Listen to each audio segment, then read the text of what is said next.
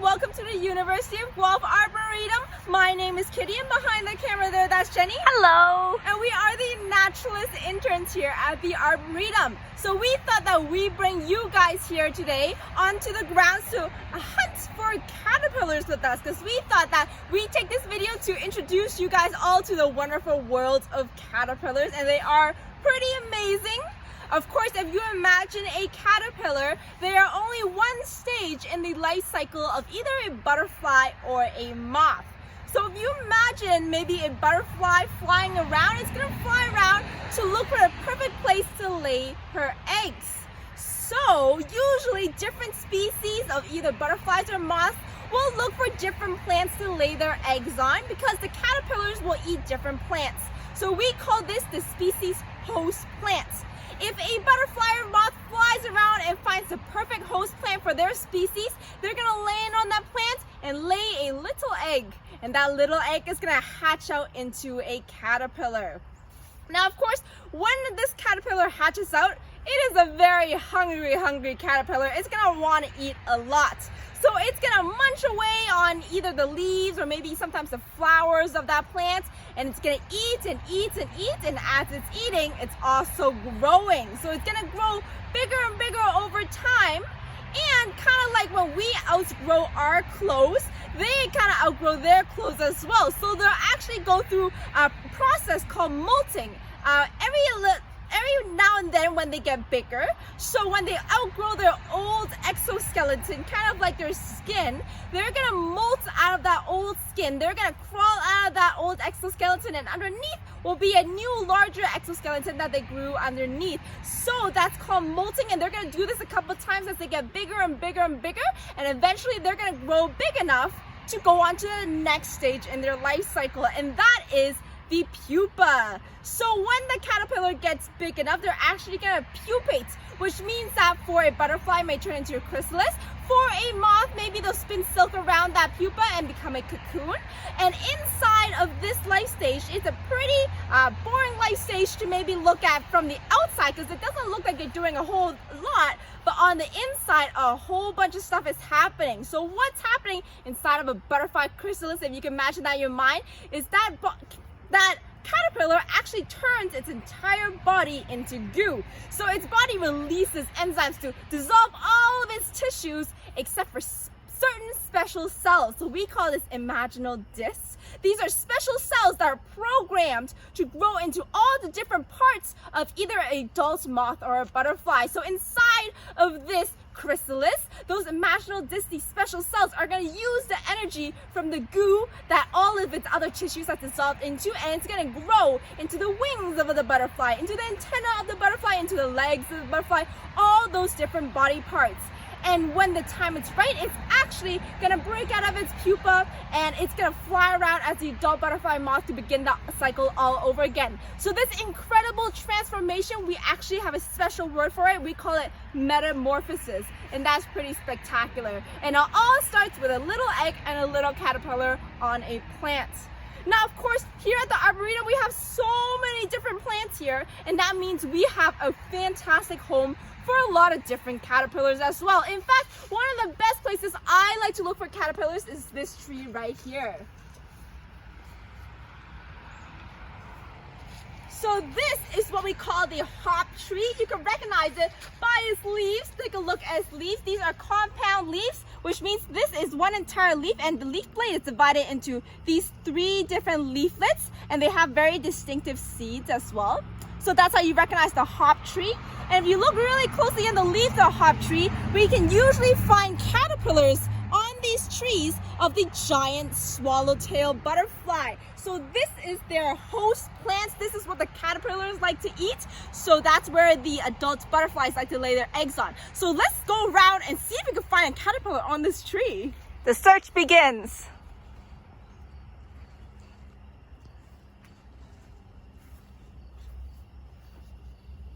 So let's see. Oh, I think I found one. Take a look at this. What a cute little guy. So at first glance, you might not even believe me when I say this is a caterpillar, because to be honest, it looks a little bit like poop. This is a giant swallowtail caterpillar. And it's gonna grow into this big, beautiful yellow and black butterfly. That is actually the largest butterfly we have in all of Ontario. But before it gets to that stage, it starts off like this, a tiny little caterpillar on the common hop tree.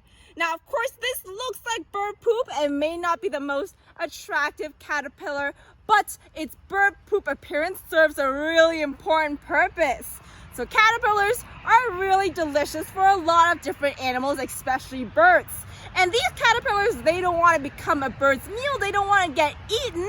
So this caterpillar has evolved a really special defense, and that is camouflage. So the coloring makes it look exactly like bird poop with all that brown and white and mottled patterning. And that means that if a bird passes overhead and sees this little poop-like caterpillar on a leaf, it may not even realize that it is a caterpillar. So it's gonna keep on flying along, and this little guy won't become a meal for another animal, so it stays safe for another day, which is really, really awesome. Now, of course, this has even another trick up its sleeve, because if you get a little bit closer and you realize that this is a caterpillar, this camouflage doesn't work for the caterpillar anymore. It actually has another defense that's gonna use to help protect itself. So let's see if we can try and get it to do it. So it's flailing its head because it's scared that I'm a predator. But let's see if we could try and see if it'll put out its defense for us. Oh, you can see a a little bit at the top near the caterpillar's head, but not a whole lot. I guess I'm not as terrifying to this caterpillar as I thought I was. But if you bother a caterpillar like this, and this caterpillar realizes that its poop camouflage isn't working out, it can actually stick out projections near the head. These bright red projections, we saw very little bit of it in the beginning, but it's not quite doing it anymore. But it has these red appendages stick out right near its head, and we call it the osmeterium. So this osmeterium, it's bright red, which is very startling, and along with that, it smells really, really bad. This caterpillar will also release a really horrible odor. So hopefully a potential predator will see that and get scared off, or become disgusted by how bad it smells and back off, and the little caterpillar will stay safe for another day. So that's a pretty ingenious strategy for such a little animal. So this is the caterpillar of the giant swallowtail butterfly. So pretty spectacular. Now, of course, this is not the only caterpillar we have on the grounds. We actually, if you turn a corner a little bit, we have another little animal right on this plant here. This is a bountiful little corner. Of course, this is our Gosling Wildlife Gardens, designed to teach you how to attract wildlife even in your own home. So we have lots of plants here that wildlife really loves. If we take a look right here, we have a little leaf that's all rolled up. And that may seem a little suspicious to you at first, because there's actually a little animal inside of here. If you look inside, you might be able to see that it is filled with silk. So some little animal has taken one of these leaves and rolled it up using silk.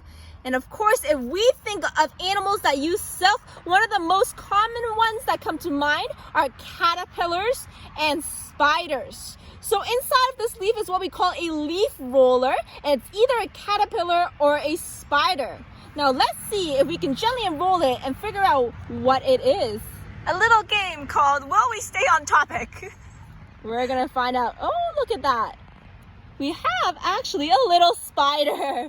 So not a caterpillar, but it definitely could have been. So we're gonna let him relax in his home here. So there's a little spider there, and of course, rolling up a leaf like this and living inside of the leaf is a really good strategy for both spiders and caterpillars, because it helps you stay hidden. So unlike the bird poop caterpillars, like the giant swallowtail caterpillar, which disguises itself by looking like bird poop, some caterpillars will also hide by rolling themselves up in leaves, and that means they are less visible to predators, like sometimes even spiders or birds or other insects that might want to snack on a caterpillar.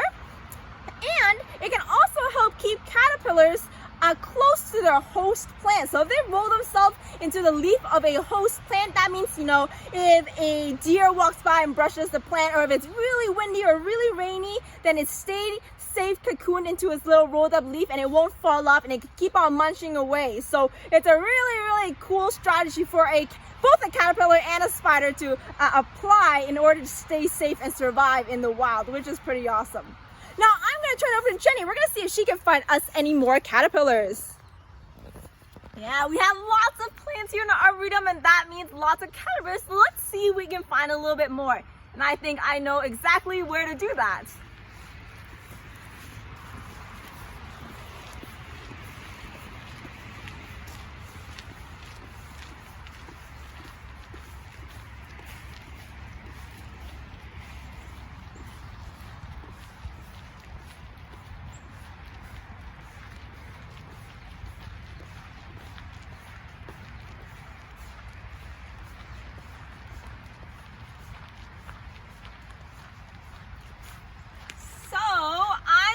To bet that at least some of you have seen those things around before. And you know what made those guys? Caterpillars. And these ones actually right here are made by a caterpillar called the fall webworm. There's another group of caterpillars called eastern tent caterpillars, and they make these big kind of silk mats in trees as well. But they tend to do it in the spring, and their big silk kind of mats tend to be a little smaller and neater. Right now in the fall, with these big messy kind of mats of silk, we know that this is fall webworm. And unfortunately I can't bring one down to show you what they look like because they're just not tall enough. But they're kind of this fuzzy yellow caterpillar. They have some black marks on them sometimes. They can be a little variable, but they're a pretty neat caterpillar to see around. What happens is inside those mats, there's a bunch of caterpillars together, and they stay inside this little silk, almost tent, right? And they eat away at the leaves. And if you look at a mat, you'll probably notice there's a lot of black specks all around, especially in the middle of the silk mats.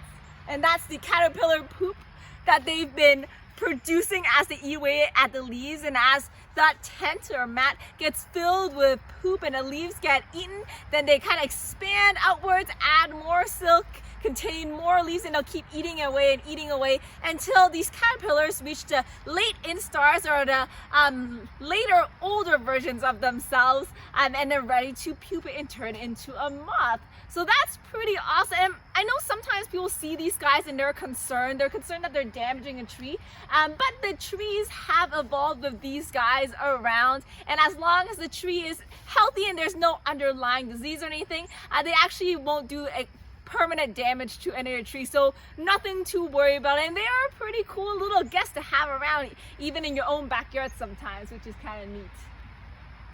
All right, moving on from the tent caterpillar, there is another caterpillar that I did see on my way, and I want to show you guys. So why don't we walk out to that next one?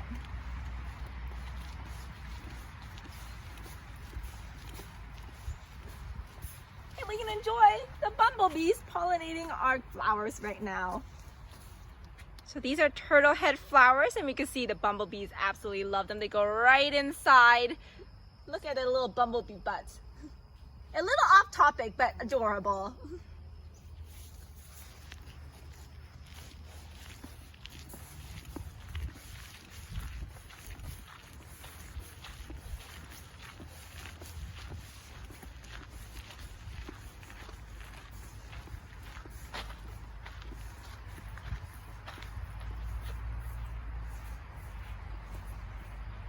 Alright, so now we're at this little shrub. We're going to do another search for a caterpillar. And what we're looking for in this one is a bunch of leaves bound together by silk to make a little house. So that's what we're looking for. Let's see if we can find one.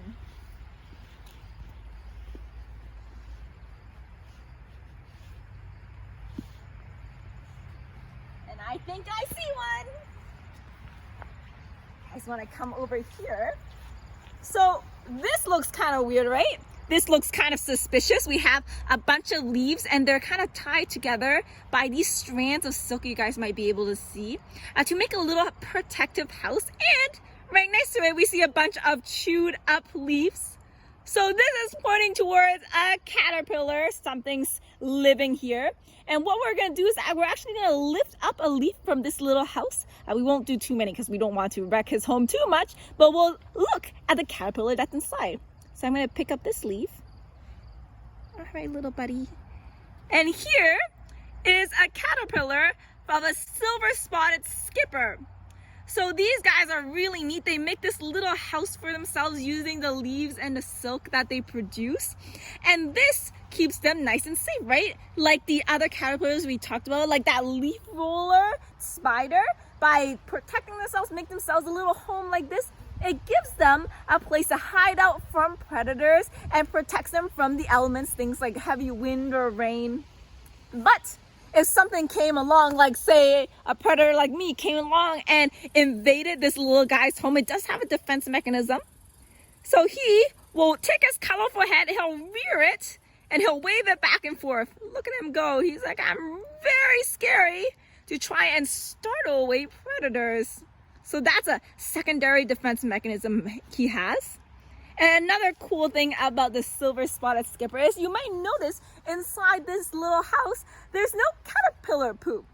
If you think back to those big silk mats that the tent caterpillars, or sorry, not the tent caterpillars, the fall webworm tent caterpillars are in, there's a whole bunch of caterpillar poop inside of it. But this one has none. And the secret lies in his butt. So, if you look at him, on his backside, he has a special little tool that he uses. And what he does is when he poops, he actually uses his specially shaped back and he'll lick it far, far away from his home. It keeps his house nice and clean and tidy for him to live in, which is kind of cool. So that is our last caterpillar friend we have for you guys to meet today, but there's so many more around. So definitely the next time you're in the Arboretum, we challenge you guys to look around, look on the leaves, check for anything that's eaten, and see what caterpillars you can find. And if you're stumped on ID, we do sell a biodiversity sheet for that as well in the Arboretum. So you can definitely check out our website to see what topics we have.